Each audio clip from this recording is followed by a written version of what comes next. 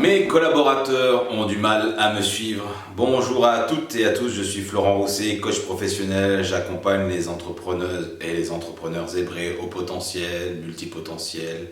intuitif, hypersensible, à développer tout leur potentiel justement pour développer leur entreprise. Et aujourd'hui, la question du jour, c'est que si vous êtes une dirigeante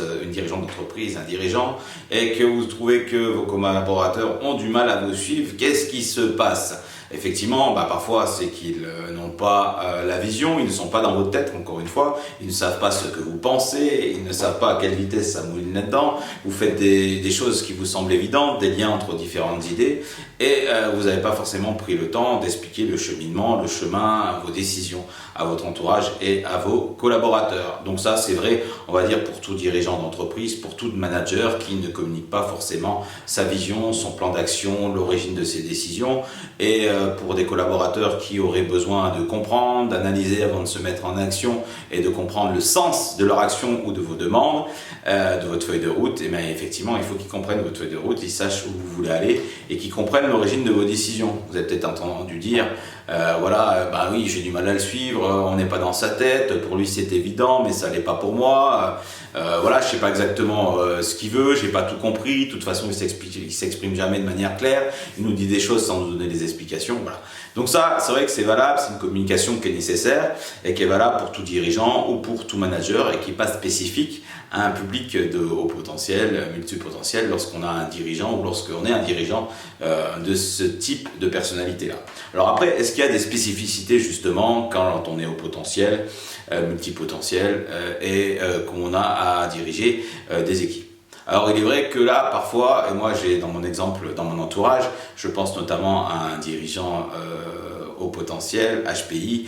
qui dit souvent, mes équipes effectivement ont du mal à me suivre parce que moi ça va très très vite dans ma tête, je fais des connexions entre les choses et d'autant plus on dirait qu'un dirigeant ou une dirigeante lambda, et du coup je prends pas forcément le temps d'expliquer à mes collaborateurs mon cheminement, parfois je donne les réponses directement et j'ai fait le cheminement dans ma tête mais sans leur dire le déroulé, parfois dans l'instant T, dans l'instantanéité de la relation, et hop, pour moi je donne directement la réponse et directement le conseil ou directement quelque part la consigne, alors que même ça allait très très vite dans ma tête, que je sais pas forcément réexpliquer le cheminement même parfois dans l'instant T, mais je sais qu'il faut faire comme ça, et du coup en face les personnes qui ont l'habitude de travailler avec vous, soit elles ont l'habitude de fonctionner comme ça, elles ont vérifié que ça marche et elles prennent par argent comptant ce que vous leur dites, mais c'est pas forcément toujours le cas, et parfois c'est un peu plus compliqué, les personnes en face ne savent pas exactement comment vous avez pris vos décisions, se demandent ou la remettent en question, est-ce que c'est juste ou pas, peut-être certaines personnes ont aussi une porte d'entrée de l'intellect et ont besoin de comprendre votre prise de décision pour pouvoir mieux l'appliquer, la mettre en action, elles ont besoin d'avoir du sens sur ce que vous leur proposez ou leur demandez de faire, et donc là ça peut être pénalisant, le fait que vos collaborateurs pensent et disent qu'ils ont du mal à vous suivre, et d'autant plus si vous êtes une personne qui mouline très très vite dans votre tête, qui fait les connexions et qui résolvez les problèmes de manière très très rapide sans forcément poser l'équation ou poser la problématique sur une feuille de papier ou la transmettre à vos collaborateurs. Donc c'est une difficulté effectivement, on va dire c'est à la fois un avantage pour vous, cette vitesse de calcul, mais ça peut être une difficulté pour votre entourage, et puis souvent si vous êtes une personne qui a beaucoup d'énergie, beaucoup d'envie de faire les choses, qui pouvait passer d'un projet à l'autre, qui avait peut-être plusieurs activités, ça peut démultiplier aussi les problématiques avec vos collaborateurs qui ont encore d'autant plus de mal à vous suivre. Alors vous me direz, j'y peux rien, moi j'ai un des clients que j'accompagne me disait, moi écoutez, j'y peux rien, c'est comme ça que je fonctionne, c'est aux autres de s'adapter, de se mettre à la même vitesse que moi, c'est l'avantage que j'ai en tant que patron, en tant que dirigeant, que ça soit les autres de s'adapter à mon rythme, c'est moi qui je suis le chef d'orchestre, c'est moi qui donne le rythme, c'est moi qui donne le tempo, et donc c'est forcément aux autres de s'adapter. Alors d'ailleurs ça m'intéresserait, est-ce que vous pensez que si vous êtes dans cette situation-là, d'ailleurs HP ou pas, c'est aux autres de s'adapter, c'est aux autres de suivre votre rythme, ma foi, et puis c'est quelque part les autres, vous avez cette chance de pouvoir être le dirigeant ou la dirigeante qui fixait le cadre, qui donnait le rythme, et c'est aux autres à emboîter votre pas. Donc est-ce que vous pensez que c'est comme ça que ça doit marcher? Voilà, je serais curieux que vous me disiez effectivement en commentaire de cette vidéo. Ou, à contrario, est-ce que vous pensez que vous n'avez pas aussi un pas à faire vers vos collaborateurs et, ma foi, aussi à vous adapter de temps en temps au rythme et à la marche de vos collaborateurs pour ne pas les perdre Parce que quand vous retournez et que vous voyez personne derrière et que vous êtes tout seul devant, là, ça peut être problématique parce qu'à un moment donné, le travail n'est pas fait, les consignes ne sont pas respectées, votre projet ne peut pas avancer. Vous savez, ce fameux adage africain, tout seul, on va plus vite et ensemble, on va plus loin. Donc, à vouloir aller trop vite, ben, parfois, on finit par regarder derrière soi et puis se sentir peut-être assez seul dans la mise en action et dans l'avancée du projet, parce que les personnes n'arrivent pas à suivre le rythme, parce que vous êtes peut-être quelqu'un aussi qui a beaucoup d'énergie et derrière peut-être que ça ne suit pas avec la même énergie.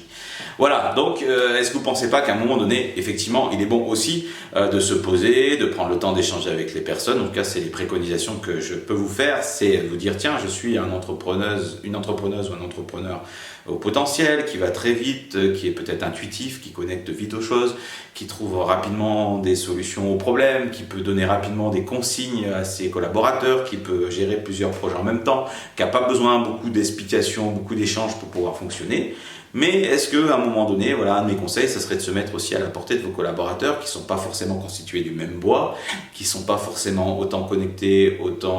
avec autant d'aptitudes et de ressources que vous, et qui ont besoin de sens, d'explication. Et à un moment donné, c'est de regarder aussi vos collaborateurs, de prendre conscience de comment ils fonctionnent, de quels sont leurs besoins, et de vous poser de temps en temps pour formaliser les choses, peut-être pour formaliser votre vision, pour expliquer vos décisions, pour écouter aussi leurs ressentis, leurs perceptions, pour voir si ils sont bien dans le bon tempo, le bon rythme, si c'est clair pour eux, si les objectifs sont clairs, la vision est claire, le plan d'action est clair, s'ils ont certains besoins que vous n'aurez pas identifiés parce que dans votre course effrénée à gérer plusieurs activités, plusieurs projets, si vous ne faites pas des points réguliers avec vos équipes, vous risquez de les perdre en cours de route et peut-être que vos collaborateurs aussi se sentiront pas forcément très à l'aise dans leur job et au final, ce ne sera pas des gens les plus productifs, les plus engagés,